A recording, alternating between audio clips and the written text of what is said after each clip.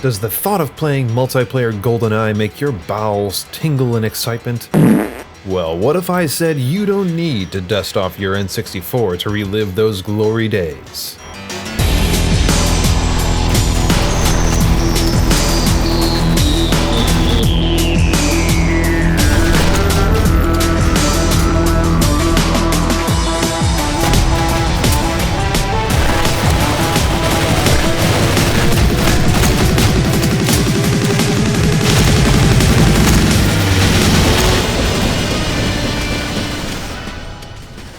Back in 2012, in honor of the 15th anniversary of its release, I created a comprehensive retrospective review of one of my favorite games of all time, GoldenEye 007 for the Nintendo 64. In fact, if you're watching this channel at all, it's probably because of that review. It's widely known now, especially if you're a big fan of the original game, that the multiplayer mode in the original GoldenEye was added at the last possible minute. By April of 1997, just 4 months to the August 25th release date, GoldenEye still didn't have a multiplayer mode. It wasn't even planned. Instead, developer Steve Ellis coded it in 1 month without the knowledge of Nintendo or Rare.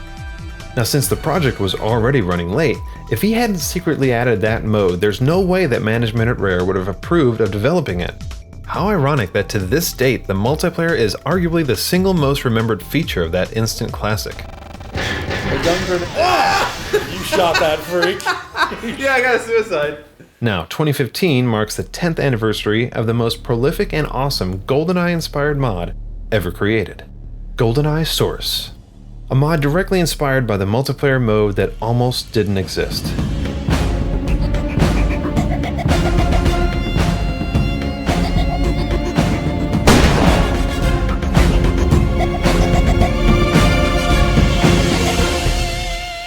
I say it's the 10th anniversary, but it's a little bit hard to tell.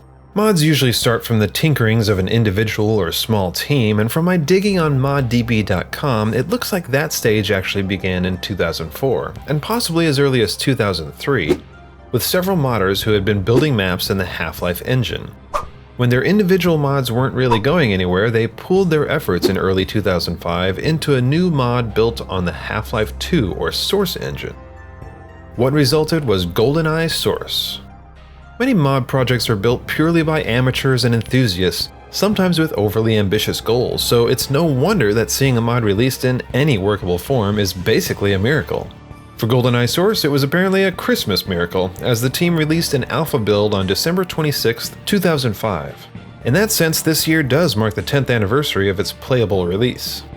Today, the GoldenEye Source project is on version 4.2.4, and while there are plenty of Let's Plays of the game on YouTube, there's not any good comprehensive reviews that a mod this rad deserves.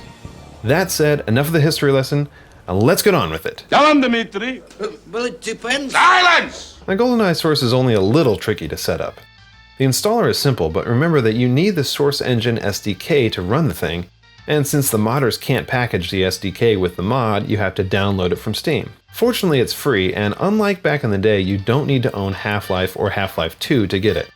First off, GoldenEye Source is a purely multiplayer experience. I didn't know this when I installed this years ago, and this initially put me off of playing it, as I'm a huge fan of the original single-player mode.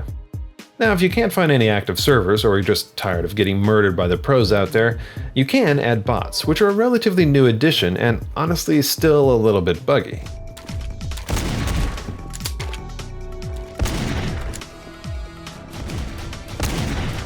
Currently, there is no single-player campaign, and as far as I know, there aren't any plans in the works to build one.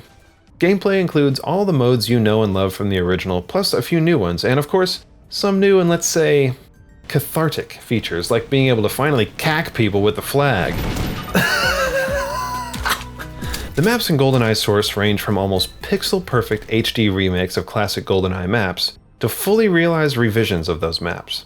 Some maps you could swear you've seen before. This recreation of the archives is so accurate to the film, it has me wondering what the hell the original game designers were even thinking. That's not quite this. That is this. This doesn't really look anything like that, but this definitely looks like that. This is just friggin' brilliant.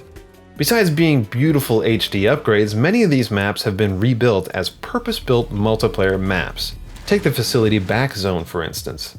The developers have added extra doors and hallways to the original design so that there are more circular battle arenas, more exits and entries into and out of firefights. I know the original GoldenEye maps better than the back of my hand, so I did pretty well as soon as I booted the game up, but occasionally you come around the corner and realize that they've added a doorway or a new passage. Veteran GoldenEye Source players will ninja your face off from unknown corners of the maps if you're not careful. A map like the runway that would have been a pretty unplayable, or at least boring, multiplayer map in the original game has been completely reimagined with several bunkers lining the runway, and even a hangar with an operating door. Cool. They still don't get the runway right though. It would have been nice to see a mountain view here. On the other hand, a map like the Control was never implemented into the original GoldenEye multiplayer, but if you've ever stuck around at the very end of the single-player mission, you would know that the doors unlock and suddenly the map turns out to be rather circuitous. The GoldenEye source build of this map is pretty much a one-to-one remake, but it adds impressive details that make it feel a lot closer to what it looked like in the film. These maps were built by pros. All these details give these maps personality. An unfinished chess game, empty beer bottles at a security guard's post. The offices in the archives are filled with highly detailed bulletin boards and Soviet-style posters, and pipes with valves and joints line the walls, making it feel like a real space. Even the secret passageways have been rendered in a realistic way. Basically, everything you remember is here, just with a lot more detail. Wait a sec, I wonder... Yes! Someone actually thought to put beakers on top of this stuff. Accurate. Accurate. This is also pretty accurate, at least if you've seen the movie. The console for the GoldenEye key is central in the Control, and this really looks like the movie now. I'm having flashbacks of exploding pens. Give me the cards, Natalia! Give them to me! There's also a sort of bonus map, the Casino. It's a pretty fun map, and it has lots of details straight out of the 2006 Bond film Casino Royale. GoldenEye was also famous for its explosive, destructible items. There are more than a few memes floating around out there, but there aren't tons of destructible items in GoldenEye Source, unfortunately. The ones you do find, however, explode in large, petrol-fueled fireballs that linger for a while, just like their 64-bit counterparts.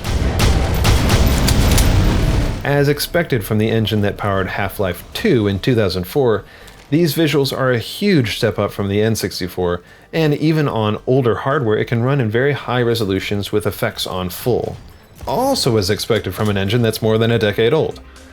I'm running this at 1920 by 1080 at a clean, tear-free, locked 60 frames per second, which is a far cry from the fuzzy, laggy visuals of the N64. In fact, if you compare this resolution to the resolution of a single frame in 4-player split-screen GoldenEye, I'm playing with 108 times the resolution of the original. Not bad. Metallic surfaces are super shiny and reflective where appropriate. Water, blood, and paintball effects look great. Highlights bloom majestically, and sunbeams illuminate dust particles hanging in a 4,000-year-old Egyptian temple. Everything just looks amazing.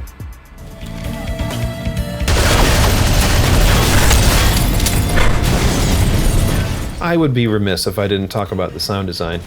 Sound effects could have been a simple matter of just ripping them off of the original game's ROM. But instead, the Source team has created a lot of original sounds and music. Iconic gun sounds like the PP7 and Estave have been replaced, and while they're not the original sounds, they still have a throwback sort of quality. They're very similar.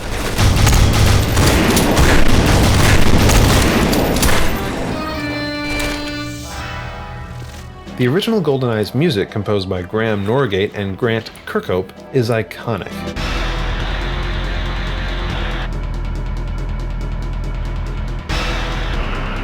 They got sounds out of the 64 that put other games to shame, and made an awesome game even more awesome. GoldenEye Source's music is all remixes of these classic tunes, and let's just say it's a big upgrade from the MIDI-esque tunes that were squeezed onto a 12 megabyte cartridge in 1997. It's really tough to complain about anything in a mod that is this well done, especially when it's 100% free. That said, this is a review, and I have to include the negative along with the positive. The only negative thing I can think of at the moment is that there's just not enough people playing this thing. You know, I really wish there was a single-player campaign, but that's a big undertaking. What this mod does is multiplayer, and when it does it, it's awesome. GoldenEye Source is still in development by a committed and enthusiastic team, and you can see updates from them on their ModDB page as well as their Facebook page, which I encourage you to check out. There are also a lot of level designers out there making so-called third-party levels, or levels that aren't included with the official GoldenEye Source releases, and some of these look pretty freaking awesome. GoldenEye Source is an impressive mod that has really earned all the praise and awards that have been heaped on it over the years. Happy 10th-ish birthday, GoldenEye Source! I'm looking forward to what comes out of the team next.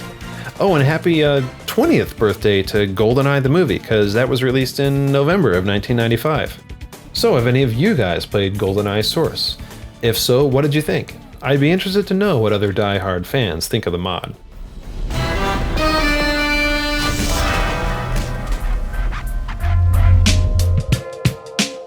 Tune in next time to see a review of yet another GoldenEye-inspired mod, this time much more obscure. If you watch my review of the original game, you might be able to guess what mod I'm talking about. Subscribe to be notified when it's uploaded, or if it already is, then I guess just click it, but also subscribing is the thing you could do if you are so inclined. Feel free to check out Dome Candy Games on Facebook, and check out some of my other reviews or Let's Plays on my channel as well, many of them also about GoldenEye, to be honest. I'm kind of seeing a trend here. And thanks for watching Dome Candy Games, because video games are like candy for your dome.